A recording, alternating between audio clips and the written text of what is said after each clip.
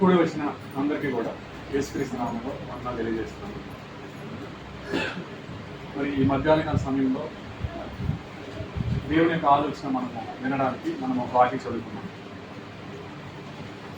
Mark సువార్త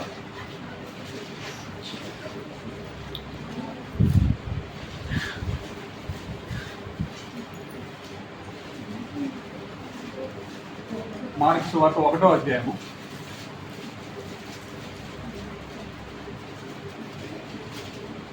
mark సువార్త 1వ అధ్యాయం దానికి 14 వచ్చి చదువుకున్నాం. యోహాను చెరపట్టబడిన తరువాత యేసు కాలము సంపూర్ణమై ఉన్నది, దేవుని రాజ్యము సమీపించి ఉన్నది, మారు మనసు పొంది సువార్త నమ్ముడని చెప్పుచు దేవుని సువార్త ప్రకటించుచు గలిలయకు వచ్చెను. కొద్దిసేపు అందరూ కూడా నిశ్శబ్దంగా ఉండి దేవుని యొక్క ఆలోచన ఏంటో మనము గ్రహించాలి. దాని కొరకు అందరూ కూడా శ్రద్ధతో వినాలని కోరుచున్నాను. అయితే ఎప్పుడైతే బాప్తిస్మిచ్చి యోహాను చెరపట్టబడ్డాడు, అంటే చెరసాల్లో వేయబడ్డాడు, అప్పుడు ప్రభు వారు ఏం చేస్తున్నారు? గలీలే వరకు వెళ్ళి ఆయన దేవుని రాజ్య సువార్తను ప్రకటిస్తున్నారు. అయితే ఎక్కడి నుండి ఆయన ప్రారంభించాడు అంటే, ఎక్కడైతే యోహాను చెరపట్టబడ్డాడో ఆ స్థలంలో నుంచి ప్రారంభించి ఆయన గలీలే వరకు వెళ్ళి సువార్త ప్రకటిస్తున్నారు. అంటే యూదయ ప్రాంతం మొదలుకొని గలీలే ప్రాంతం వరకు ఆయన ఈ సువార్తను ప్రకటిస్తున్నాడు. యూదయ అంటే ఇజ్రాయెల్ భాగంలో దక్షిణ భాగంలో ఉండే ఒక ప్రాంతం.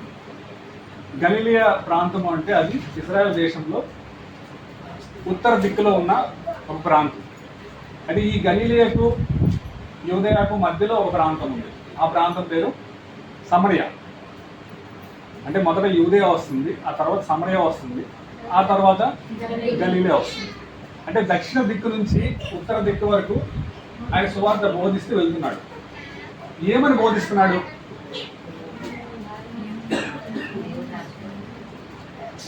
దేవుని రాజ్యం సమీపించున్నది, మారు మనసు పొంది సువార్త నమ్మడని చెప్పి ఆయన చెప్తున్నాడు. ఇదే సువార్తను ఆయన యూదయ ప్రాంతంలో చెప్పాడు, ఇదే సువార్తను ఆయన సమరయ ప్రాంతంలో చెప్పాడు, ఇదే సువార్తను ఆయన గలీలే ప్రాంతంలో చెప్పాడు. మొత్తం ఇజ్రాయెల్ అంతా కూడా ఆయన చెప్తున్న సువార్త ఇదే. దేవుని రాజ్యం సమీపించినది కనుక మారు మనసు పొంది సువార్త నమ్ముడి అని చెప్పి. అయితే యేసుప్రభు కాలంలో, యేసుప్రభు శరీరధారిగా ఈ లోకంలో సంచారం చేస్తున్న కాలంలో అక్కడ ఇజ్రాయెల్ దేశంలో మందిరం ఉంది, యాజకులు ఉన్నారు, అలాగే పాటలు ఉన్నాయి, ఆరాధన ఉంది, బలులు ఉన్నాయి, ఆరాధించే ప్రజలు ఉన్నారు, ఇజ్రాయేల్ ప్రజలు అంటే దేవుని ప్రజలు ఉన్నారు. ఇవన్నీ ఉన్నాయి, కానీ లేనిది ఒకటి ఉంది. ఏంటది? ఇప్పుడు చదివామా? దేవుని రాజ్యం లేదు. పాటలు ఉన్నాయి, ఆరాధన ఉంది, భక్తి ఉంది, బలులు ఉన్నాయి, యాజకులు ఉన్నారు, మందిరం ఉంది, మందిరంలో జరిగే కార్యక్రమాలు ఉన్నాయి. ఇవన్నీ ఉన్నప్పుడు కూడా అక్కడ దేవుని రాజ్యం అనేది లేదు.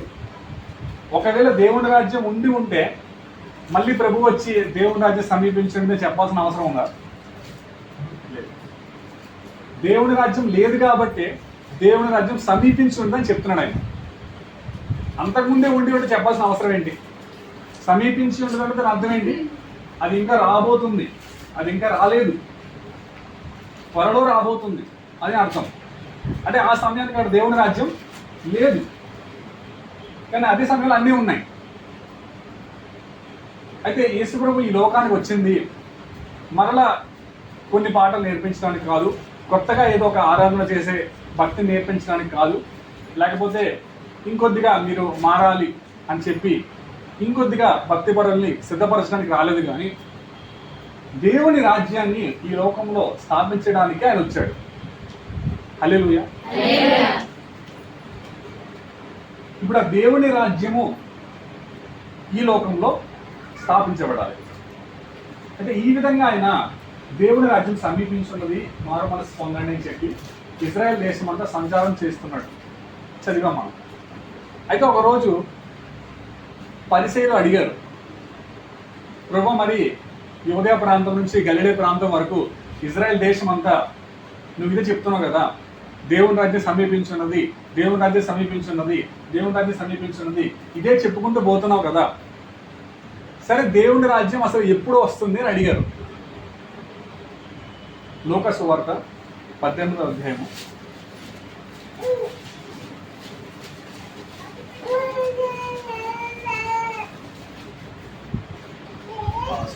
లూకా సువార్త 17వ అధ్యాయము, దాని 20వ వచనం. దేవుని రాజ్యము వచ్చినని పరిచర్యులు ఆయన అడిగినప్పుడు ఆయన దేవుని రాజ్యము ప్రత్యక్షముగా రాదు, ఎందుకనగా ఇదిగో దేవుని రాజ్యము మీ మధ్యనే ఉన్నది కనుక ఇదిగో ఇక్కడనని అదిగో అక్కడనని చెప్ప వీలు పడదని వారికి ఉత్తరం ఇచ్చాను. ఇప్పుడు యేసు ప్రభు ఈ విధంగా చెప్పుకుంటూ పోతున్నాడు కదా ఇజ్రాయెల్ దేశంలో. సో పరిసరికి డౌట్ వచ్చింది, సరే ప్రభు దేవుని రాజ్యం సమీపించింది చెప్తున్నాం, మాటి మాటికి అదే చెప్తున్నాం, సరే దేవుని రాజ్యం ఎప్పుడు వస్తుంది అదే కదా అడిగారు.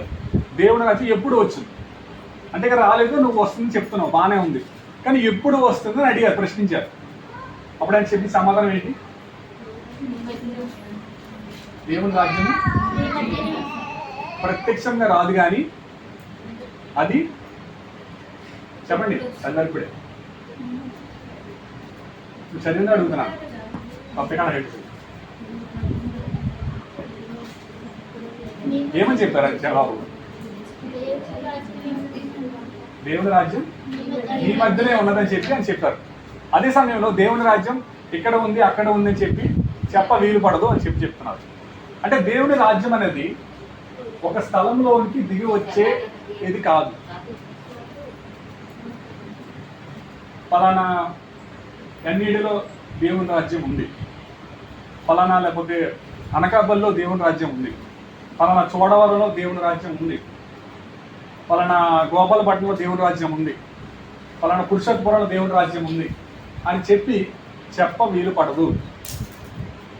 ఎందుకు అంటే దేవుని రాజ్యం అనేది ఒక స్థలంలోకి దిగి వచ్చేది కాదు అని చెప్తున్నాడు. దేవుని రాజ్యం ప్రత్యక్షంగా రాదు, అది ఒక స్థలంలోనికి రాదు, కాబట్టి అక్కడ ఉంది ఇక్కడ ఉంది అని చెప్పి చెప్ప వీలు పడదు. అలా చెప్తే తప్పే. ఇదిగో దేవుని రాజ్యం పలానా సంఘంలో ఉంది, పలానా హైదరాబాద్లో పెద్ద చర్చ్ ఉంది కదా అక్కడ ఉంది దేవుని రాజ్యం అని చెప్పి చెప్ప వీలు పడదంట. ఎందుకంటే దేవుని రాజ్యం అనేది ఒక స్థలంలోకి దిగి వచ్చేది కాదు. మరి ఎక్కడికి వస్తుంది దేవుని రాజ్యము అంటే ఆ దేవుని రాజ్యము మీ మధ్యనే ఉన్నదని చెప్తున్నాడు ఆయన. అంటే ఒక స్థలంలోనికి వచ్చేది కాదు, అది మీలోనికే వచ్చేది. అక్కడ మనం అది ట్రాన్స్లేషన్ కొద్దిగా తప్పు చేశాడు. ఇంగ్లీష్ బైబిల్లో మనం చూస్తే ఏముంటుందంటే దేవుని రాజ్యం మీలోనే ఉన్నది చెప్పాడు ఆయన. మీ మధ్యన అంటే అది కూడా స్థలం అయిపోతుంది కదా, సో మీలోనే ఉంది. అంటే దేవుని రాజ్యం అనేది ఒక స్థలంలోనికి దిగి వచ్చేది కాదు కానీ అది మీలోనికి దిగి వచ్చేది. అంటే మీ ఒక్కొక్కరిలోనికి దిగి వచ్చేది దేవుని రాజ్యం, స్థలంలోనికి దిగి వచ్చేది కాదు. అది ఇప్పుడు ఆ దేవుని రాజ్యము మీలోనికి రావాలంటే, అంటే వ్యక్తిగతముగా ఒక్కొక్కరిలోనికి దిగి రావాలంటే లేదా నాలోనికి దిగి రావాలంటే నేనేం చేయాలి? నేనేం చేయాలి? ఇప్పటివరకు మనం చెప్పుకున్నది ఏంటి? దేవుని రాజ్యం అంటే స్థలంలోనికి వచ్చేది కాదు, అది మనలోనికే వచ్చేది. సరే, ఇప్పుడు నాలోనికి దేవుని రాజ్యం రావాలంటే నేనేం చేయాలి? మారు మనసు పొందాలి. ఎందుకంటే ప్రభు చెప్తుంది అదే, దేవుని రాజ్యం సమీపించున్నది. ఇప్పుడు మీరేం చేయాలి? మారు మనసు పొందాలి. అప్పుడు దేవుని రాజ్యం మీలోనికి వస్తుంది. మారు మనసు పొందిన తర్వాత ఎవరైతే సువార్తను నమ్ముతున్నారో అటువంటి వారిలోకి దేవుని రాజ్యం అనేది స్థాపించబడుతుంది, అటువంటి వారిలోకి వస్తుంది. అయితే ఇప్పుడు ఏంటి మారు మనస్సు అంటే? అది కూడా తెలుసుకోవాలి. ఎందుకంటే మనం తెలుసుకుంది ఏంటి? దేవుని రాజ్యం స్థాపించబడాలి, నాలోనికి రావాలి, అర్థమైంది. దానికోసం నేనేం చేయాలి? మారు మనసు పొందాలి. ఓకే, అయితే మారు మనసు అంటే ఏంటి? నేను ఏం చేస్తే మారు మనసు పొందినట్టు అర్థం. ఏంటి మారు మనసు అంటే మీకు తెలిసింది చెప్పండి. కొన్ని ఆ పేరుని బట్టి చెప్పండి, ఆ పేరుని బట్టి చెప్పండి మారు మనసు అంటే ఏంటని.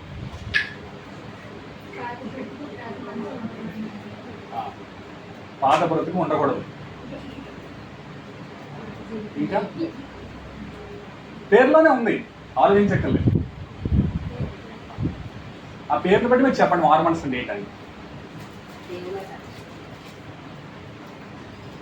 మనస్సులో జరిగే ఒక మార్పు,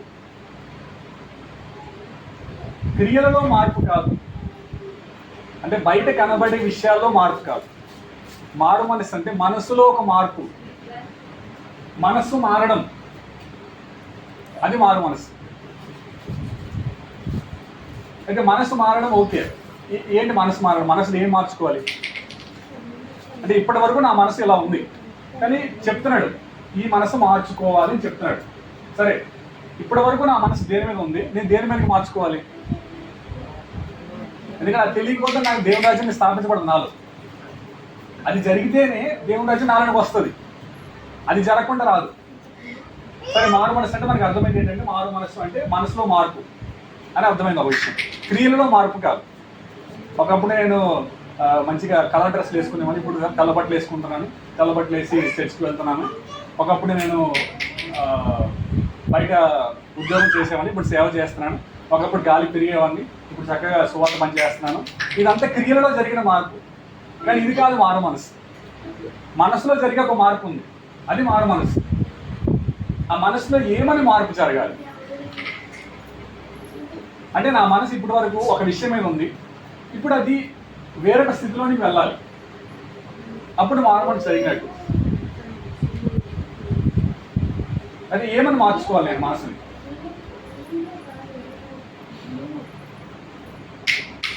ఎందుకంటే మారు మనసు పొందుతుంది మనం దేనికోసం? మనం చెప్పుకున్నాం, మారు మనసు ఎందుకు పొందుతాను? దేవుని రాజ్యం నాలోనికి దిగి రావడానికి నేను మారు మనసు పొందుతున్నాను. ఓకే, అంటే ఆ దేవుని రాజ్యం నాలోనికి రావడానికి నేను పొందుతున్నాను. కాబట్టి ఇప్పుడు నా మనసు ఏమైనా మార్చుకోవాలి అంటే, ప్రభువా నా రాజ్యము నాకు వద్దు, నాకు నీ రాజ్యము కావాలి అని మనస్సులో ఒక మార్పు జరిగితే అది మారు మనసు. ఎందుకంటే నేను మారు మనసు పొందుతుంది ఒక వివాహం కోసం కాదు, ఏదో ఒక ఆశీర్వాదం దొరుకుతుందని కాదు, లేకపోతే నాకేదో ఉద్యోగం వస్తుందని కాదు, కానీ నేను దేనికోసం మారు మనసు పొందుతున్నాను అంటే దేవుని రాజ్యం నాలో స్థాపించబడ్డానికి నేను పొందుతున్నాను. కాబట్టి ఇప్పుడు మారు మనసు నేను దేని విషయంలో పొందాలి అంటే, ప్రభా ఇప్పటి వరకు నాలో నా రాజ్యం ఉంది, కానీ ఇప్పుడు నీ రాజ్యం స్థాపించాలని నువ్వు అనుకుంటున్నావు, దానికోసం ఈ లోకానికి వచ్చావు. ప్రభు వచ్చినప్పుడు ఈ లోకంలో అన్నీ ఉన్నాయి, కానీ దేవుని రాజ్యం లేదు. సో దాన్ని ప్రతి వ్యక్తిలో స్థాపించాలి. సో ఇప్పుడు అది నాలో స్థాపించబడాలంటే నేనేం చేయాలి అంటే, ప్రభు నా రాజ్యం నాకు వద్దు, నీ రాజ్యం నాకు కావాలి అనే మనసు నాలో రావాలి, అది మారు మనసు. ఇది జరగనంత వరకు దేవుని రాజ్యం మనలోనికి రాదు. నేను క్రియలలో ఎన్ని మార్పులు జరిగినా నాకు దేవుని రాజ్యం నాకు దిగిరాదు. ఎప్పుడైతే మనసులో మార్పు జరుగుతుందో అప్పుడే దేవుడి రాజ్యం నాలో దిగి వస్తుంది. ఏంటి ఆ మారు మనస్సు? చెప్పాను, ప్రభు నా రాజ్యం నాకు వద్దు. ఇంతకాలం నేనేం చేశాను? నా రాజ్యాన్ని కోరుకున్నాను, నా రాజ్యాన్ని నా మనసు కోరుకుంది, నా ఇష్టం జరగాలి, నా ఉద్దేశం జరగాలి, నా కోరిక నెరవేర్చబడాలి, నేను అనుకున్నది జరగాలి, నేను నచ్చిన స్థలానికి వెళ్ళాలి, నేను ఏం కోరుకుంటే అది నాకు నా దగ్గరికి రావాలి. ఇంతకాలం నా మనసు కోరుకుంది నేను చేశాను, కానీ ఇప్పుడు నా రాజ్యం కాదు, నీ రాజ్యం నాలోనికి రావాలి, నీ రాజ్యం నాకు కావాలి అనే ఒక మనసులో మార్పు జరగాలి. ఆ మారు మనసు జరిగినప్పుడు దేవుని రాజ్యం నాలో స్థాపించబడతారు. ఇక్కడ స్పష్టంగా గమనించాల్సిన విషయం ఏంటంటే, క్రియలలో మార్పు కాదు. క్రియలలో ఎంత మార్పు జరిగినా దేవుని రాజ్యం రాదు. మనము దేవుని రాజ్య సంబంధులు కాలేదు. మనసులో మార్పు జరిగితేనే దేవుని రాజ్యం.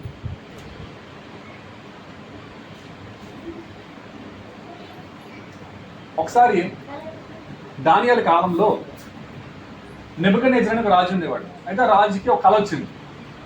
ఏంట కళ? రాజు ఒక ప్రతిమను చూశాడు. అయితే ప్రతిమలో అనేక రాజ్యములు ఉన్నాయి. అయితే ఆ ప్రతిమ మీదకి ఏమొచ్చింది? మీరందరూ బైబిల్ చదువుకున్నవారేనా? ఇది తెలిసి ఉండాలి ఖచ్చితంగా. ఆ రాజు చూసిన ప్రతిమ మీదకి ఏమొచ్చింది? సరే చదువు. దానియేలు గ్రంథం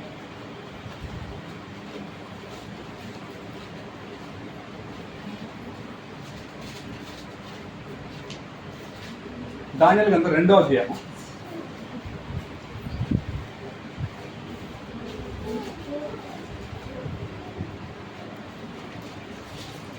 దానియేలు 2వ అధ్యాయం దానికి 44 వచ్చింది.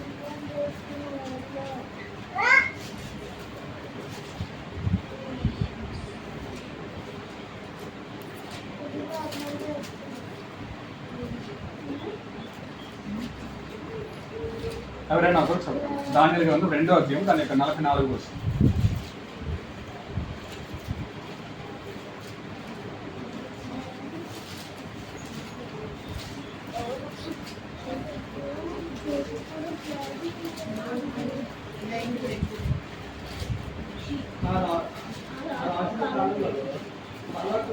దేవుడు రాజ్యం స్థాపించాడు. దానికి అన్నిటికీ నాశనం కలదు. ఆ రాజ్యం దాన్ని పొందిన వారికి కాక మరెవరికి చెందదు. అది ముందు చెప్పిన రాజ్యములన్నిటిని పగలగొట్టి నిర్మూలన చేయను, కానీ అది ఉదయం వరకు నిలిచింది. చేతి సహాయం లేక పర్వతం నుండి దిగిపోయిన ఆ రాయి ఇనుమును, ఇత్తడిని, మట్టిని, వెండిని, బంగారమును పగలగొట్టగా తమను చూస్తే దీనివల్ల మహాదేవుడు ముందు జరగబో సంగతి వాచనం తెలియజేసి ఉన్నాడు. కళ ఇచ్చాను, దాని పాపం గమనిందని దానియేలు రాజుతో చెప్పాను. చాలు. ఇక్కడ మనం చూస్తే రాజుకి ఒక కళ వస్తుంది. ఆ కళలో ఏం చూస్తాడు రాజు? ఒక ప్రతిమను చూస్తాడు. అయితే ఆ ప్రతిమలో అనేక రాజ్యములు ఉన్నాయి. అయితే ఈ రాజ్యములు చూస్తూ ఉండగా ఒక చేతి సహాయం లేని ఒక రాయి ఆ ప్రతిమ మీదకి దిగి వచ్చి ఆ ప్రతిమను పూర్తిగా కూలగొట్టింది. అయితే ఈ రాయి ఎవరు? మనం చదువుకుంటాం కదా, నిషేధించబడిన రాయి మూలకు తలరాయి. సో ఆ రాయి ఎవరు? క్రీస్తు, అంటే దేవుడు. ఈ రాయి దేవుని రాజ్యమునకు సూచనగా ఉంది. కానీ ఈ ప్రతిమలో ఉన్న ఏవైతే రాజ్యాలు ఉన్నాయో ఇవన్నీ మన యొక్క సొంత రాజ్యమునకు సూచనగా ఉన్నాయి. మనలో ఉన్న రాజ్యాలు ఏవైతే ఉన్నాయో వాటికి ఈ ప్రతిమ సూచనగా ఉంది. అయితే రాయి మాత్రం అది దేవుని రాజ్యం. ఇప్పుడు ఆ రాయి ఎలా వచ్చిందంట? ఏ చేతి సహాయం లేకుండా ఆ రాయి దిగొచ్చింది ఆ ప్రతిమ మీద. ఆ రాయి దిగి వచ్చి ఆ ప్రతిమన రాయి సమస్తము కూలగొట్టింది. ఎవరు సహాయం చేయాలి ఆ రాయికి? ఆ రాయి తనంతట తాను దిగొచ్చింది. తనంతట తాను దిగి వచ్చి ఆ ప్రతిమని పూర్తిగా కూలగొట్టి దుమ్ముగా మార్చివేసింది. అయితే ఆ రాయి అనేది ఏంటి? దేవుని రాజ్యం. అయితే ఇప్పుడు నేను చేయాల్సింది ఏంటంటే, మారు మనసు అంటే నేనేదో చేయడం కాదు, ఆ రాయికి నేనేదో సహాయం చేయడం కాదు. ప్రభువా, నేను ఆ రాజ్యాన్ని కూలగొట్టుకుంటున్నాను, నువ్వు కూడా సహాయం చేయి, నువ్వు కూడా కూలగొట్టాను కాదు. దేవుడే నాలో ఉన్న రాజ్యాన్ని పూర్తిగా పడగొడతాడు. దేవుడే నా ఇష్టాలను, నా కోరికలను, నా శరీర ఆశలను, నా దురాశలను దేవుడే కూలగొడతాడు. కానీ అలా జరగాలి అంటే, ఆ రాయి నాలో దిగి రావాలి అంటే నాలో జరగాల్సింది ఏంటంటే మారు మనసు. ఎందుకంటే ఈ రాయి మారు మనసు లేకుండా దిగొచ్చే రాయి కాదు. నాకు ఇష్టం లేకుండా ఈ రాయి దిగొచ్చే రాయి కాదు. దేవుడు ఎప్పుడు కూడా మనలో ఒక స్వేచ్ఛను దేవుడు పెట్టాడు. ఆదాము అవ్వను సృష్టించినప్పుడు కూడా దేవుడైతే ఆజ్ఞ ఇచ్చాడు, ఆ ఏదెను తోటలో ఉన్న అన్ని చెట్ల యొక్క ఫలాలను మీరు తినొచ్చు, కానీ ఆ యొక్క మంచి చెడ్డ తెలివి నుంచి వృక్ష ఫలములను మీరు తినకూడదని చెప్పి దేవుడు ఆజ్ఞ ఇచ్చాడు. అయితే ఆదాము అవ్వను తర్వాత తినాలని అనుకుంటున్నప్పుడు దేవుడు అడ్డుకున్నాడా? వచ్చి సాతాను వచ్చి శోధిస్తున్నా అడ్డుకోలేదు. తర్వాత అవ్వ వెళ్ళి ఆ పండును తీసుకున్నా అడ్డుకోలేదు. ఆ పండు తిన్నా అడ్డుకోలేదు. ఆదాం ఇచ్చినా అడ్డుకోలేదు. ఆదాం తిన్నప్పుడు కూడా అడ్డుకోలేదు. ఎందుకు అడ్డుకోలేదు? మానవుడికి దేవుడు స్వేచ్ఛనిచ్చాడు. ఇది మంచి, కానీ నువ్వు మంచిలో వెళ్ళకపోతే నేనేమి అడ్డుకోను, నేనేమి బలవంతం చేయను. కానీ దేవుడు ఆజ్ఞని ఇచ్చాడు, నువ్వు ఆ పండు తినగలమని నిశ్చయంగా చచ్చావు, నువ్వు చనిపోతావు అని దేవుడు ముందుగా హెచ్చరించాడు. కానీ దేవుడు అడ్డుకోలే, ఎందుకంటే మానవుడికి దేవుడు స్వేచ్ఛనిచ్చాడు. సో అదే లెక్కలో ఈ రాయి మనలోనికి దిగి రావాలంటే, దేవుడి రాజ్యం మనలోనికి రావాలంటే అది బలవంతంతో దిగిరాదు, నేను చెప్తే దిగిరాదు, ఎవరో గట్టిగా అరిస్తే దిగిరాదు, నాకు ఇష్టమైతే దిగి వస్తుంది. హల్లెలూయా. నాకు ఇష్టం లేకుండా దేవుడి రాజ్యం రాదు. అందుకే మారుబడి పొందమని చెప్తున్నాడు. దేవుడు బలవంతంగా రావాలనుకుంటే రావగలడు. దేవుడు బలవంతంగా తన రాజ్యాన్ని స్థాపించాలనుకుంటే స్థాపించగలడు. కానీ అలా దేవుడికి ఇష్టం లేదు. అది నీకు ఇష్టమైతేనే నేను నీలోకి వస్తా, నీకు ఇష్టమైతేనే నా రాజ్యం నీలో స్థాపిస్తా. అయితే ఇప్పుడు దేవుని రాజ్యం మనలో రావడానికి ఆటకం ఏంటి? దేవుడా మనమా? మనకిష్టమైతే దేవుడు ఆగుతాడా? దేవుడు రాకుండా ఉంటాడా? దేవుడు తన రాజ్యాన్ని స్థాపించకుండా ఉంటాడా? మనము హృదయపూర్వకంగా ప్రభువా నా రాజ్యం నాకు వద్దు ప్రభువా, నా కోరిక నాకు వద్దు ప్రభువా, నా శరీరాశం నాకు వద్దు ప్రభువా, నా రాజ్యం నాకు వద్దు అని మనస్ఫూర్తిగా నోటితో చెప్పగలిగితే ఆ దేవుని రాజ్యం మీలో స్థాపించబడుతుంది. హల్లెలూయా. కానీ ఈ మనసులో మార్పు జరగకుండా నేను నోటితో చెప్తే ఉపయోగం లేదు. ఎందుకంటే దేవుడు మన క్రియను బట్టి పనిచేసేవాడు కాదు, కానీ మొట్టమొదట మన హృదయాన్ని చూస్తాడు. నరుడైతే పై రూపాన్ని చూస్తాడు, కానీ దేవుడు పై రూపాన్ని చూసేవాడు కాదు. మొదట నోటి ద్వారా చెప్తుంది కాదు, కానీ నాలో ఏముంది, నా హృదయంలో ఏముంది, నా మనసులో ఏముంది అది దేవుడు చూస్తాడు. హృదయాన్ని బట్టి పనిచేసేవాడు దేవుడు. ఇప్పుడు హృదయంలో నాకు ఇష్టం లేకుండా నాలోనికి రాడు. నాకు ఇష్టం ఉందా లేదా దేవుడు సమస్తం ఎరిగినవాడు, నా మనసులో ఏముందో తెలిసినవాడు. వాస్తవానికి నా మనసులో ఏముందో సాధారణ కూడా తెలియదు. వాస్తవానికి ఈ లోకంలో ఎవరికి తెలియదు నా మనసులో ఏముందని, సాధారణ కూడా తెలియదు. ఆఖరికి కేవలం దేవుడికి మాత్రమే తెలుసు నా మనసులో ఏముందని. నేను నోటితో చెప్పేంత వరకు కూడా నాలో ఏముందని సాధారణ కూడా తెలియదు. నా లోపల ఏముందో దేవుడికి మాత్రం తెలుసు. కాబట్టి నేను నా నోటి సాక్ష్యాన్ని బట్టి దేవుడు రాడు, నా మారు మనసు బట్టి దేవుడి రాజ్యం వస్తుంది. హల్లెలూయా. ఇప్పుడు నేను పరిశీలించాలి, క్రియలలో మార్పు జరిగిందా అని కాదు, నా మనసులో మార్పు జరిగిందా లేదా ఇది పరిశీలించాలి. మనసులో మార్పు జరిగితే దేవుడి రాజ్యం. అందుకే వాక్యంలో ఏముంది? యేసు ప్రభు అని ఏం చేయమ్మా? రోమపత్రిక 10వ అధ్యాయం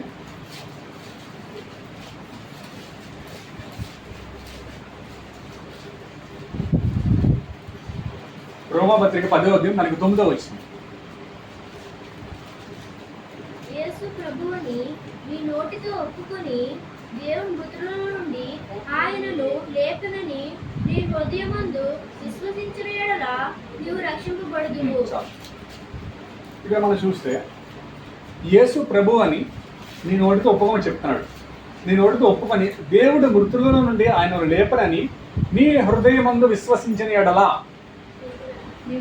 నీవు రక్షించబడు. ఇక్కడ ఏం చెప్తున్నాడు? కేవలం నోరని చెప్పట్లే, హృదయంలో విశ్వాసం ఉంచాలి. యేసు నా ప్రభువు అని నేను మనస్ఫూర్తిగా చెప్పగలగాలి. చాలామంది ఏమనుకుంటారంటే యేసు అనేది పేరు, ప్రభు అనేది సర్నేమ్ అనుకుంటారు. ఇంటి పేరు ఉంటుంది కదా ప్రతి ఒక్కరికి. అలాగే ప్రభు అంటే సర్నేమ్ అనుకుంటారు, ఇంటి పేరు అనుకుంటారు. ఇంటి పేరు కాదు. ప్రభు అంటే అధికారానికి సూచన. యేసు అనేది పేరు, కానీ ప్రభు అనేది ఏదైతే ఉందో అది ఇంటి పేరు కాదు, కానీ అది అధికారానికి సూచిస్తుంది. అది ప్రభు యొక్క ప్రభుత్వానికి అది సూచనగా ఉంది.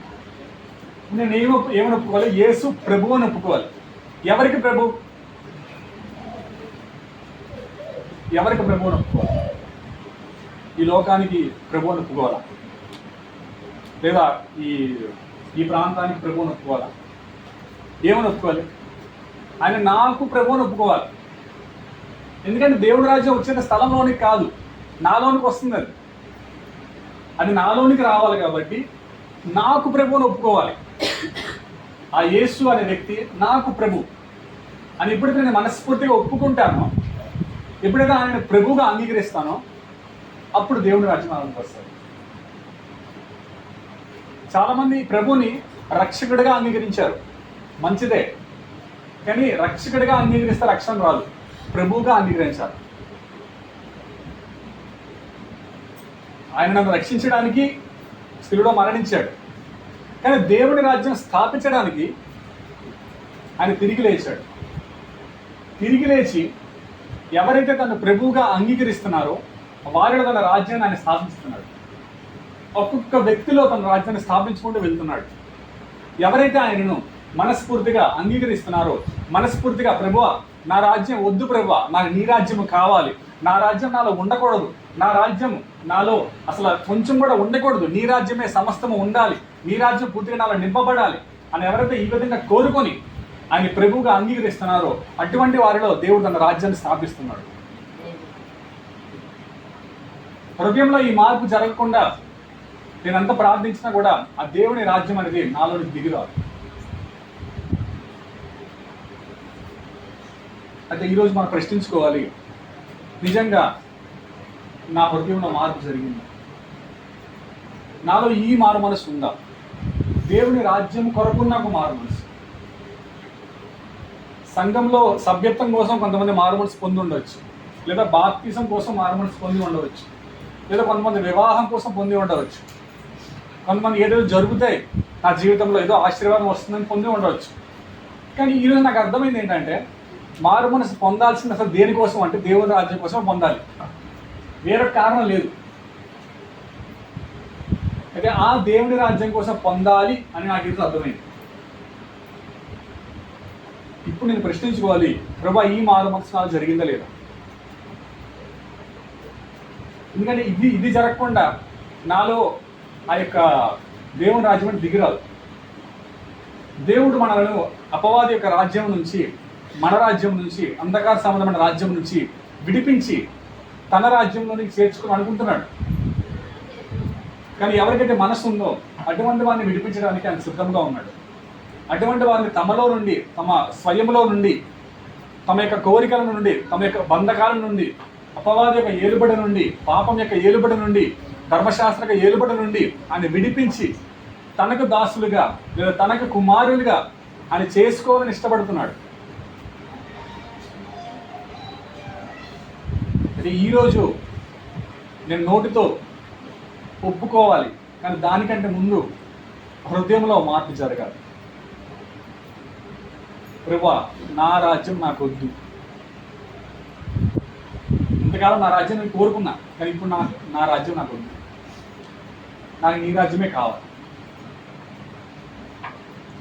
ఎందుకంటే నా రాజ్యం కూలిపోకుండా, నా రాజ్యం వెళ్ళిపోకుండా ఆయన రాజ్యం రాదు. కాబట్టి ఇప్పుడు ఆయన రాజ్యానికి అడ్డుగా ఉన్నది ఎవరు? నా రాజ్యమే. నాలో ఉన్న రాజ్యం ఆయనకు అడ్డుగా ఉంది. ఎందుకంటే ఒక స్థలానికి లేదా ఒక దేశానికి లేదా ఒక రాజ్యానికి ఒక రాజే ఉంటాడు, ఇద్దరు ముగ్గురు రాజులు ఉండరు, ఒక్క రాజే ఉంటాడు. ఇప్పుడు ఆ ఒక్క రాజు తన రాజ్యాన్ని స్థాపించాలంటే అక్కడ ముందున్న రాజులందరినీ ఏం చేయాలి? చంపేయాలి. వారిని ఎప్పుడైతే పూర్తిగా చంపేస్తాడో, వారి రాజ్యాన్ని ఎప్పుడైతే కూలగొడతాడో అప్పుడు తన రాజ్యాన్ని స్థాపించుకుంటాడు. కానీ అక్కడ వేరొకరు రాజ్యం ఉన్నంతసేపు ఈయన తన రాజ్యాన్ని స్థాపించలేదు. అలాగే దేవుడు తన రాజ్యాన్ని మనలో స్థాపించాలని ఇష్టపడుతున్నాడు. కానీ ఎప్పుడు స్థాపిస్తాడు అంటే మన రాజ్యాన్ని కూలగొట్టి తన రాజ్యాన్ని స్థాపిస్తాడు. మన రాజ్యంతో పాటు ఆయన రాజ్యం చేయడు, మన రాజ్యాన్ని పూర్తిగా కూలగొడతాడు, అప్పుడు తన రాజ్యాన్ని స్థాపిస్తాడు. అది దేవుని యొక్క ఉద్దేశం, అది దేవుని యొక్క ప్రణాళిక. అది ఇప్పుడు ఆ నాలో ఉన్న రాజ్యం మొదట కూలిపోవాలి అంటే, దేవుడు కూలగొట్టాలి అంటే అది బలవంతంగా కూలగొట్టాడు, నా మారు మనసు బట్టి కూలగొడతాడు. హల్లెలూయా. అది చేతి సహాయం లేని రాయి, ఎవరు దానికి సహాయం చేయకలే, దానంతా అదే వస్తుంది. కానీ అది రావాలి అంటే ఎన్నెన్నో పెద్ద పెద్ద సామ్రాజ్యాలు నాలో ఉండవచ్చు, నాలో పెద్ద పెద్ద కోరికలు ఉండవచ్చు, పెద్ద పెద్ద దుర్గాలే ఉండవచ్చు. కానీ ఎంత పెద్ద దుర్గమైనా, ఎంత పెద్ద రాజ్యమైనా, ఎటువంటి రాజ్యమైనా కూలగొట్టే శక్తి ఆ రాయికి ఉంది.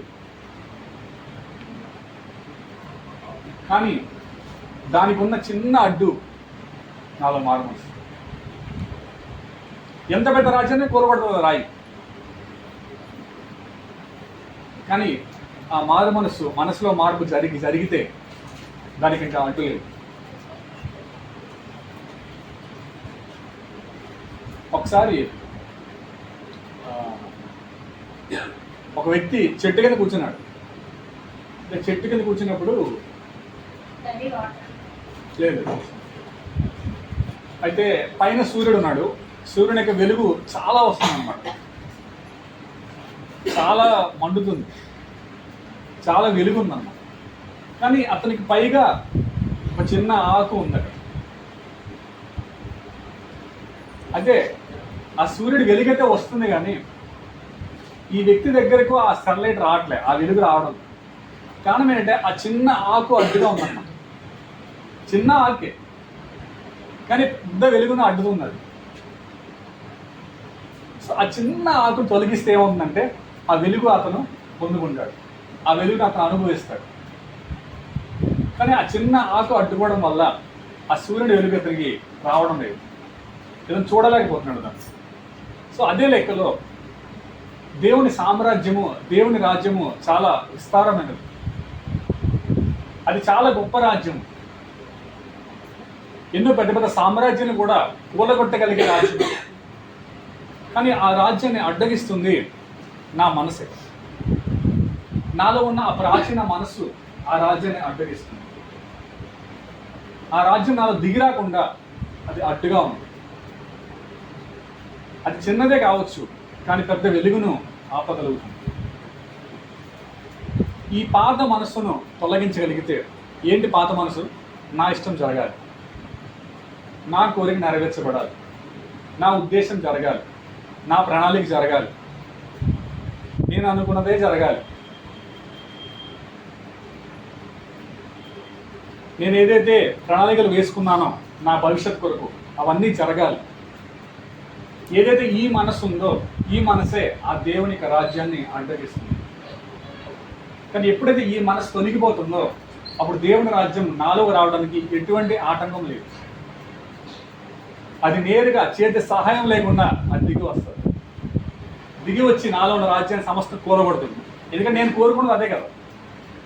నా మనసు ఇప్పుడు ఏం కోరుకుంటుంది? ప్రభు నా రాజ్యం వద్దని నువ్వు కోరుకున్నావు, సరే నువ్వు కోరుకున్నావు కాబట్టి నేనేం చేస్తున్నాను, వచ్చి నీ రాజ్యాన్ని కూలగొడుతున్నాను అని దేవుడు ఒక్కొక్క సామ్రాజ్యమును మనలో కూలగొడతాడు.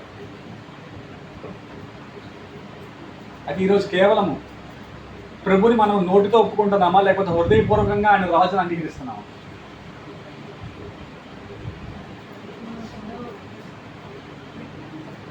మత్తయి సువార్త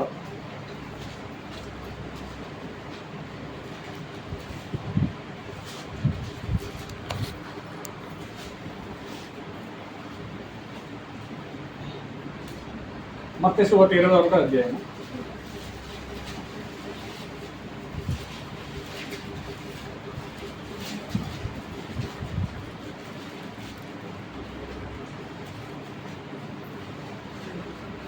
మత్తయి 21వ అధ్యాయం దానికి 6వ వచనం చదువుతున్నాం.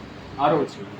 శిష్యులు వెళ్ళి యేసు తమకు ఆజ్ఞాపించిన ప్రకారం చేసి ఆ గాడిదను దాని పిల్లలు తోలుకొని వచ్చి వాటి మీద తమ బట్టలు వేయగా ఆయన బట్టల మీద కూర్చుండెను. జనసమూహంలోను అనేక తమ బట్టలు దారి పొడుగున పరిచిరి. కొందరు చెట్ల కొమ్మలు నరికి దారి పొడుగున పరిచిరి. జన సమూహములో ఆయనకు ముందు వెళ్ళుచున్న వారును వెనక వచ్చుచుండు వారును, దావీదు కుమారునికి జయము, ప్రభు పేరిట వచ్చువాడు స్థితింపబడును గాక, సర్వోన్నతమైన స్థలములో జయము అని కేకలు వేయుచుండరి. చాలు. ఇక్కడ మనం చూస్తే జకరియా ప్రవచించినట్టుగా ఎప్పుడైతే ప్రభు గాడిద మీద వచ్చి యెరూషలేములో ప్రవేశిస్తాడో అప్పుడు ఒక ప్రవచనాన్ని ఇక్కడ జ్ఞాపకం చేస్తూ, అలాగే ఆ ప్రజలు ఏమని పొగిడారు ప్రభువుని అంటే, దావీదు కుమారునికి జయము, ప్రభు పేరిట వచ్చేవాడు స్తుతింపబడును గాక. అంటే ఈయన్ని వాళ్ళు ప్రభువుగా అంగీకరిస్తున్నారు. ఎందుకంటే సరిగ్గా ఈయన గాడి మీద ఎప్పుడైతే యెరూషలేములోనికి ప్రవేశిస్తున్నాడో అప్పుడే వాళ్ళు ఈ మాట అంటున్నారు, ప్రభు పేరిట వచ్చేవాడు స్తుతింపబడును గాక. కానీ ఇదే ప్రభు యెరూషలేములోనికి ప్రవేశించిన తర్వాత ఏం జరిగింది అంటే, అక్కడ దేవాలయంలో కొంతమంది వ్యాపారం చేస్తున్నట్టు ఆయన చూశాడు. కొంతమంది క్రయ విక్రయములు చేస్తూ దేవుని ఆలయాన్ని వ్యాపార స్థలంగా మార్చారు. అయితే అది ప్రభువుకి కనబడింది. అంటే ఈ ఇన్సిడెంట్ జరిగిన తర్వాత జరిగింది. ఎప్పుడైతే ప్రభు ఈ విధంగా గాడి మీద ఎక్కి యెరూషలేములోనికి ప్రవేశించిన తర్వాత దేవాలయం దగ్గరికి వెళ్తాడు. ఆయన దేవాలయం దగ్గరికి వెళ్ళినప్పుడు అక్కడ కొంతమంది వ్యాపారం చేస్తారు. అప్పుడు ఆయన చేస్తే ఏం చేస్తాడు? ఆ వ్యాపారస్తులు ఏం చేస్తాడు? కొరడా తీసి కొట్టి వాళ్ళని వెళ్ళగొడతాడు, బల్లలు తిప్పేస్తాడు. ఇవన్నీ జరుగుతాయి. ఇవన్నీ చూసినప్పుడు అప్పుడు పరిసయ్యులు ఏమంటారు? నీకు ఇది చేయడానికి ఎవరు అధికారం ఇచ్చారు అని అడుగుతారు. అంటే ఈ దేవాలయాన్ని ఇలాగా శుభ్రం చేయడానికి లేదా ఇక్కడ వ్యాపారస్తుల్ని వెళ్ళగొట్టడానికి నీకెవరు అధికారం ఇచ్చారని చెప్పి అక్కడ ప్రశ్నిస్తారు. అంటే వీళ్ళు నోటితో ప్రభు అంగీకరించారు కానీ హృదయపూర్వకంగా ప్రభుని అంగీకరించరా? ఎందుకంటే హృదయపూర్వకంగా అంగీకరిస్తే ఆయన నన్ను శుభ్రం చేస్తున్నప్పుడు, నాలో ఉన్న అపవిత్రత తీసివేస్తున్నప్పుడు నేనేం చేయాలి? ఆయన ప్రశ్నిస్తారా, ప్రభు నీకు ఎవరు అధికారం ఇచ్చారు? నాలో ఈ అపవిత్రత తొలగించడానికి, నాలో ఈ వ్యాపార సంబంధమైన ఈ యొక్క మనసును తొలగించడానికి నీకు ఎవరు అధికారం ఇచ్చారు అని నేను ప్రశ్నిస్తానా? లోబడిపోతానా? హృదయపూర్వకంగా అంగీకరిస్తే. కానీ వీళ్ళేం చేశారు? నోటితో ఒప్పుకున్నారు ప్రభు ప్రభు అని చెప్పి, ప్రభు పేరిట వచ్చేవాడు స్తుతింపబడును గాక అని నోటితో ఒప్పుకున్నారు. కానీ ఎప్పుడైతే అక్కడ యేసును అక్కడ బరబ్బాను నిలబెట్టారో వీళ్ళు ఏం కోరుకున్నారు? బరబ్బాని కోరుకున్నారు.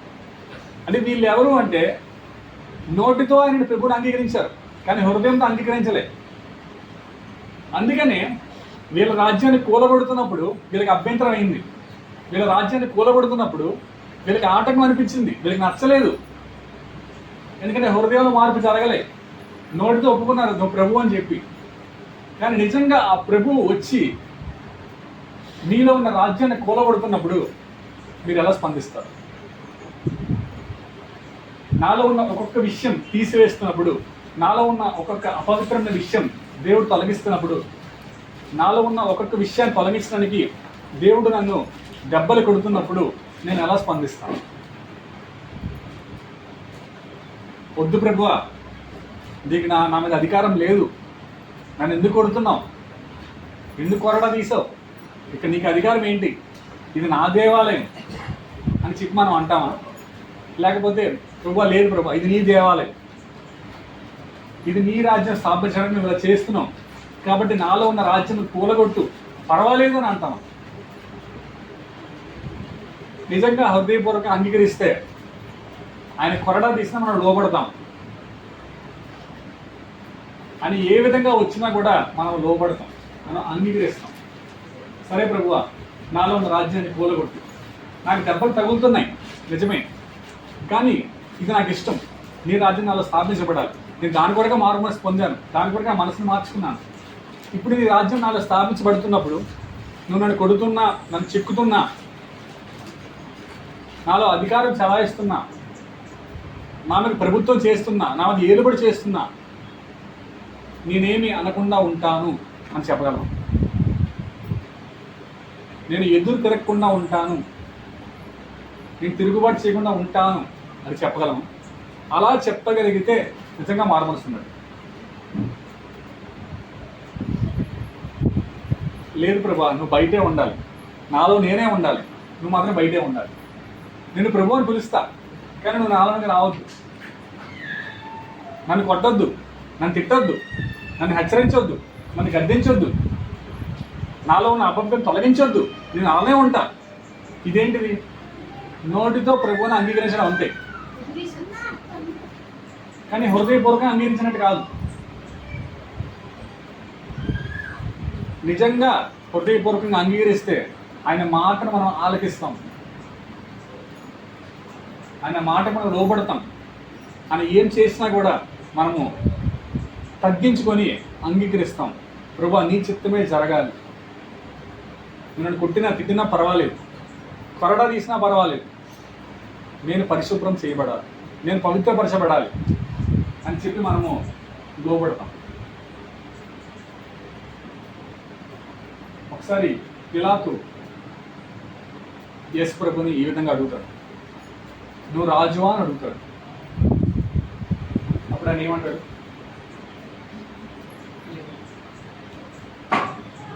నువ్వు రాజువా అని ప్రశ్నిస్తాడు పిలాతు. అప్పుడు ఏం చెప్తాడు ప్రభు? యోహాను సువార్త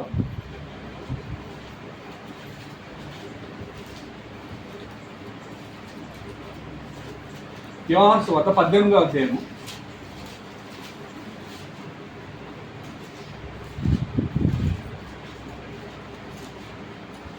33వ వచనం నుంచి. పిలాతు తిరిగి అధికార మందిరంలో ప్రవేశించి యేసును పిలిపించి, యూదుల రాజు నీవేనా అని ఆయన అడగగా, యేసు, నీ అంతటి నీవే ఈ మాట అనుచున్నావా, లేక ఇతరులు మీతో నన్ను గూర్చి ఇది చెప్పిరా అని అడిగాను.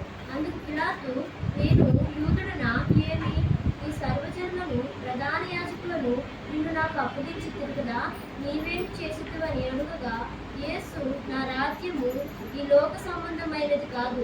నా రాజ్యము ఈ లోక సంబంధమైనదైతే నేను యూదులకు అప్పగింపబడకుండానట్లు నా సేవకులు పోరాడుదురు, కానీ నా రాజ్యము ఏ సంబంధమైనది కాదనను. అందుకు పిలాతు, నీవు రాజువా అని ఆయన అడుగగా, యేసు, నీవిట్లు నేను రాజునే, సత్యమును గూర్చి సాక్ష్యమిచ్చుటకు నేను పుట్టి తిని, ఇందు నిమిత్తమే ఈ లోకమునకు వచ్చి తిని, సత్య సంబంధమైన ప్రతివాడును నా మాట వినను. అందుకు పిలాతు, సత్యమనగా ఏమిటి అని ఆయనతో చెప్పాడు. ఇక్కడ మనం చూస్తే పిలాతు ప్రశ్నిస్తున్నాడు, నువ్వు రాజు అని అడుగుతున్నాడు. అప్పుడు నేనేమన్నానంటే, నీవు అన్నట్టు నేను రాజునే, కానీ అందరికీ నేను రాజుని కాదు. నువ్వు అన్నట్టు నేను రాజునే, కరెక్టే, కానీ అందరికీ రాజుని కాదు. ఎవరికి రాజుని నేను? ఇప్పుడు చదివాం, ఎవరికి రాజు నేను? చదవండి, మళ్ళీ చదువు, ఇక్కడే ఉంది. లాస్ట్ చదవండి, 38 నుంచి. సత్యం గురించి సాక్ష్యమిచ్చుటకు ఇందు నిమిత్తమే ఈ లోకమునకు వచ్చి తిని, సత్య సంబంధమైన ప్రతివాడును నా మాట వినును. సత్య సంబంధమైన ప్రతివాడు నా మాట వినును. నీవన్నట్టు నేను రాజునే, కానీ అందరికీ రాజుని కాదు. సత్య సంబంధులకు మాత్రమే నేను రాజుని. సత్య సంబంధమైన ప్రతివాడు నా మాట వింటాడు. ఎందుకంటే నా రాజు ఎవరైతే ఆ వ్యక్తి యొక్క మాట నేను వింటాను. ఇక్కడ కూడా ప్రభువు మాట ఎవరైతే వింటున్నారో అటువంటి వారికి ప్రభు రాజు. అని అందరికీ రాజు కాదు. ఇప్పుడు నేను వచ్చి యేసుప్రభు నాకు రాజు అన్నా కూడా అది అయిపోదు. నేను ఆయన మాట వినే వ్యక్తిని ఉండాలి. ఎవరైతే సత్య సంబంధులై ఉన్నారో వారు ఆయన మాట తప్పకుండా ఆలకిస్తారు. ఈరోజు మేము సత్య సంబంధులు అని చెప్పుకునేవారు ఉన్నారు, కానీ వాస్తవానికి ఈ బైబిల్ యొక్క వెలుగులో, వాక్య వెలుగులో ఎవరు సత్య సంబంధులు ఎవరు సత్యానికి సంబంధించిన వారు అని చూస్తే చర్చికి వెళ్ళేవారు కాదు, ఆరాధించేవారు కాదు, పాటలు పాడేవారు కాదు, లేకపోతే సువార్త పరిచయం చేసేవారు కాదు, లేకపోతే మందిరంలో బాగా కష్టపడేవారు కాదు. ఎవరు సత్య సంబంధులు? ఎవరు సత్యానికి సంబంధించిన వారు? ఎవరైతే ప్రభు యొక్క మాట వింటున్నారో వారే సత్య సంబంధులు. హల్లెలూయా. ఆయన మాట వినకుండా ఎన్ని చేసినా కూడా నేను అబద్ధానికి సంబంధించిన వాడిని. ఆయన మాట వినకుండా నేను ఆరాధించిన, పాటలు పాడినా, కానికిచ్చిన, దశంభాగం ఇచ్చిన, ఏం చేసినా కూడా నేను సత్య సంబంధిని కాను. అది ఈరోజు మనం ఎవరి సంబంధం? సత్యానికి సంబంధించిన వారా, అబద్ధానికి సంబంధించిన? ఆయన నాకు రాజుగా ఉన్నాడు. ఆయన రాజుగా ఎవరికి ఉంటాడంటే సత్య సంబంధులుగా రాజుగా ఉంటాడు. ఎవరైతే ఆయన మాట ఆలకిస్తున్నారో, ఆయన మాట వింటున్నారో, పరిసర వలె కాకుండా, ఇజ్రాయేల్ వలె కాకుండా ఆయన మాటను అంగీకరిస్తున్నవారు, ఆయన మాటకు లోబడుతున్నవారు సత్య సంబంధులు. అటువంటి వారికి నేను రాజును అని చెప్పి ఆయన పిలాతుకి జవాబిస్తున్నాడు. అయితే ఈరోజు ఆ సత్య సంబంధుల గుంపులో మనం ఉన్నాం. మనం ఈరోజు ఎవరికి సంబంధించిన వారు? ఈ వాక్యము కఠినంగా అనిపించదు, కానీ ఇది దేవుని యొక్క రాజ్యాన్ని మీలో స్థాపించే వాక్యం. ఇది మిమ్మల్ని మారు మనసు వైపు నడిపించే వాక్యం. ఇది ఎందుకంటే ఇది జరగకుండా దేవుని రాజ్యం మనలో దిగిరాదు. మన సత్య సంబంధులుగా మారలేం. ఎప్పుడైతే పూర్తిగా నా రాజ్యం కూలిపోయి ఆయన రాజ్యం దిగి వస్తుందో అప్పుడు నేను సంపూర్ణంగా ఆయనకు లోబడగలను, ఆయనకు విధేయత చూపించగలను, ఆయన మాట వినగలను. కానీ ఎంతవరకు నా రాజ్యం ఉంటుందో, నా రాజ్యము దేవుని యొక్క మాటని లోబడకుండా, దేవునికి విధేయత కాకుండా నా రాజ్యం నన్ను అడ్డగిస్తారు. నా ప్రాచీన మనస్సు, నా పాత మనస్సు నన్ను అడ్డగిస్తారు. కానీ ఎప్పుడైతే నేను మారు మనసు పొందుతున్నానో, నా మనసు మార్చుకొని ప్రభువా ఇక్కడి నుంచి నా రాజ్యం కాదు, నా రాజ్యం నాకు వద్దు, నీ రాజ్యం నాకు కావాలి, నీ రాజ్యం నాలో స్థాపించబడాలి అని ఎప్పుడైతే మనస్ఫూర్తిగా నేను చెప్పగలుగుతున్నానో అప్పుడు దేవుడు మెల్లమెల్లగా నాలో నా ప్రాచీన రాజ్యాన్ని, ఆ యొక్క పురాతనమైన రాజ్యాన్ని ఆయన కూలగొట్టి, అది ఎంత గొప్ప సామ్రాజ్యం కావచ్చు, ఎంత పెద్ద రాజ్యం కావచ్చు, కానీ ఆ రాజ్యం కూలగొట్టి దేవుడు తన రాజ్యాన్ని స్థాపిస్తాడు. అయితే ఈరోజు ఆ రాజ్యాన్ని మనం కోరుతున్నామా? ప్రభు ఇందుకోసమే ఈ లోకానికి వచ్చాడు. ఈ సత్యంలో వచ్చి సాక్ష్యం ఇవ్వడానికి ఆయన పుట్టాడు. అయితే ఈరోజు అన్నీ ఉన్నాయి, కానీ ఇజ్రాయెల్ ప్రజల వలె మనలో దేవుని రాజ్యం లేదు. అది స్థాపించబడాలి అంటే నేను చేయాల్సింది ఒకటి, క్రియల్లో మార్పు కాదు, మనసులో మార్పు.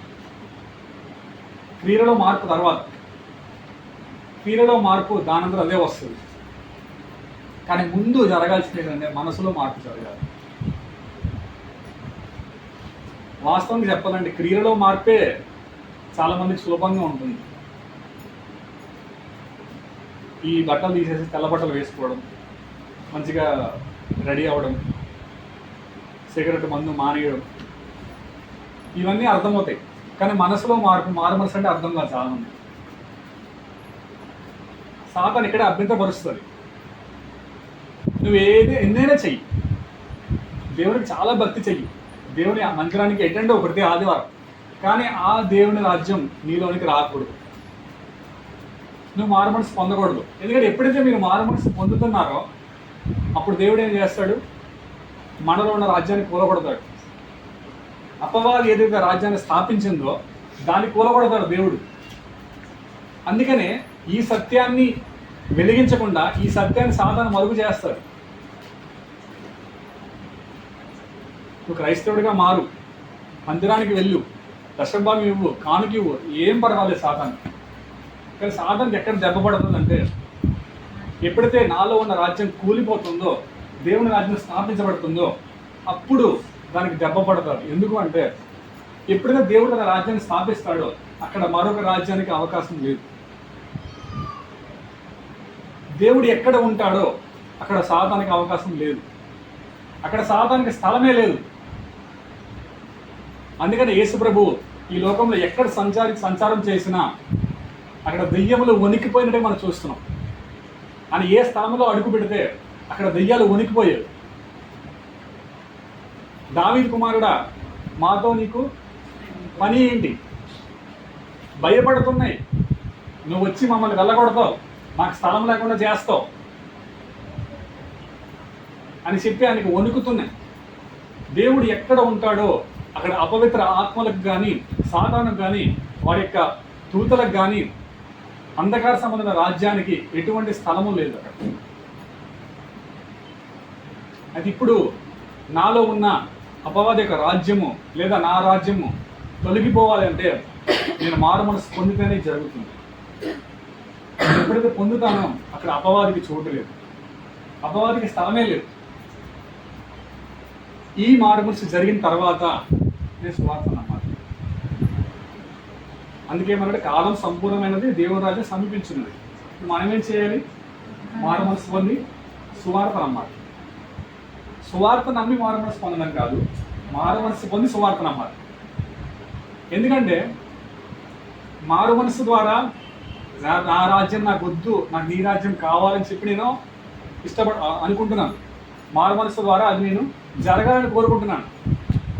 కానీ జరగాలంటే దేనివల్ల సాధ్యము? సువార్త ద్వారా సాధ్యం. ప్రభు స్థితిలో చేసింది అదే.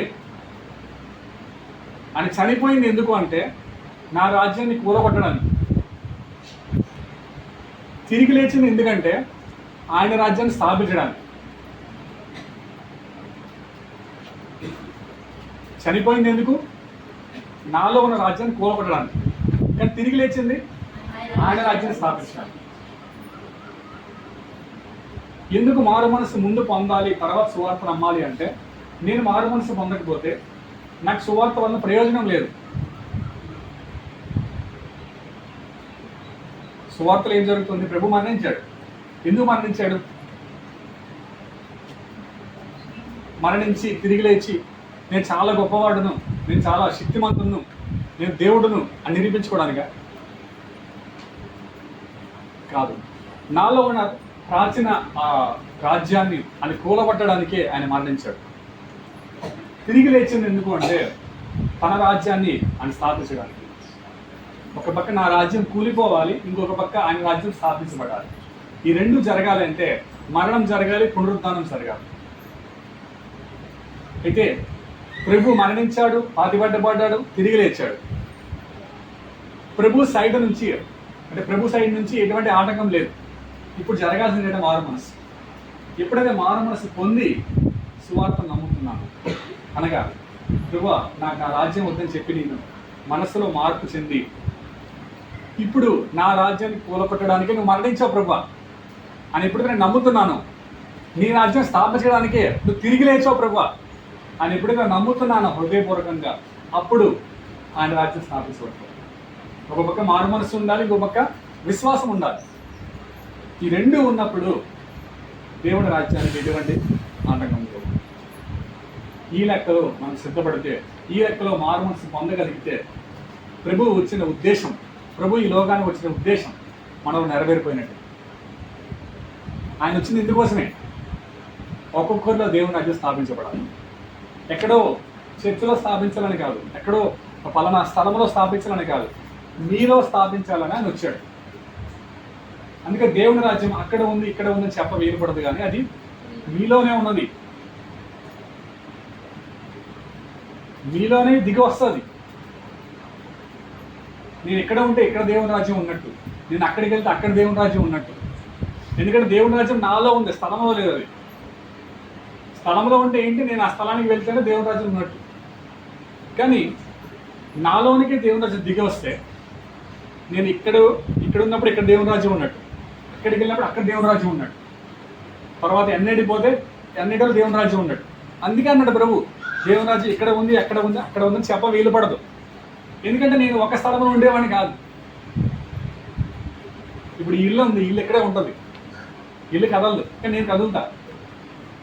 అందుకని ఈ ఇంట్లో దేవుడు తన రాజ్యం స్థాపించడం లేదు, నాలో స్థాపిస్తున్నాడు, మీ ఒక్కొక్కరిలో స్థాపిస్తున్నాడు. మీరు ఎక్కడికి వెళితే అక్కడికి దేవుని రాజ్యం వస్తుంది. అక్కడికి దేవుని రాజ్యం కదులుతూ వెళ్తుంది. కాబట్టి ఈ రాజ్యాన్ని మనం కోరుతున్నామా? దేవుని రాజ్యం మనకు కావాలా? ఆ దేవుని రాజ్యం దిగి వస్తే మనలో ఒక సమాధానం ఉంటుంది, ఒక శాంతి ఉంటుంది. అందుకే దేవుని రాజ్యం భోజనం పానం కాదు, కానీ నీతి, సమాధానం, పరిశుద్ధాత్మ అందరి ఆనందం. ఆ ఆనందం వేరు, ఆ సమాధానం వేరు. అది లోకమిచ్చే సమాధానం కాదు. దేవుని రాజ్యం ద్వారా నాలోకి వచ్చే సమాధానం, నేను పొందే సమాధానం. ఆ సమాధానం మీకు కావాలి అంటే, ఆ శాంతి కావాలి అంటే మీ రాజ్యం కూలిపోవాలి, దేవుని రాజ్యం స్థాపించబడాలి. హల్లెలూయా. ఎప్పుడైతే ఈ విధంగా జరుగుతుందో అప్పుడు నాలో ఒక తెలియని సమాధానం, ఒక తెలియని ఆనందం, ఎప్పుడు నేను అనుభవించని ఒక సమాధానం నాలోకి వస్తుంది. ఏమున్నా లేకపోయినా నాలో ఒక సమాధానం ఉంటుంది, ఆ దేవుని యొక్క రాజ్యం బట్టి. ఈ దేవుని రాజ్యాన్ని ఎవరైతే కోరుతున్నారో, ఎవరైతే నాలోనికి దిగి రావాలి ప్రభువా, ఇంతకాలం నాలో ఉన్న రాజ్యాన్ని బట్టే నాకు సమాధానం లేదు, నాకు శాంతి లేదు, నాలో ఆనందం లేదు, నాలో కలవరం ఉంది ఎప్పుడు అని ఎవరైతే గ్రహించారో, ఇక నుంచి నా రాజ్యం నాకు వద్దు ప్రభువా, నాకు ఈ రాజ్యం కావాలి అని ఎవరైతే కోరుతున్నారో అటువంటి వారు కొద్దిసేపు కళ్ళు మూసి మనం ప్రార్థిద్దాం. హల్లెలూయా, హల్లెలూయా, హల్లెలూయా. స్తోత్రం దేవా, స్తోత్రం దేవా, నీకు స్తోత్రం దేవా.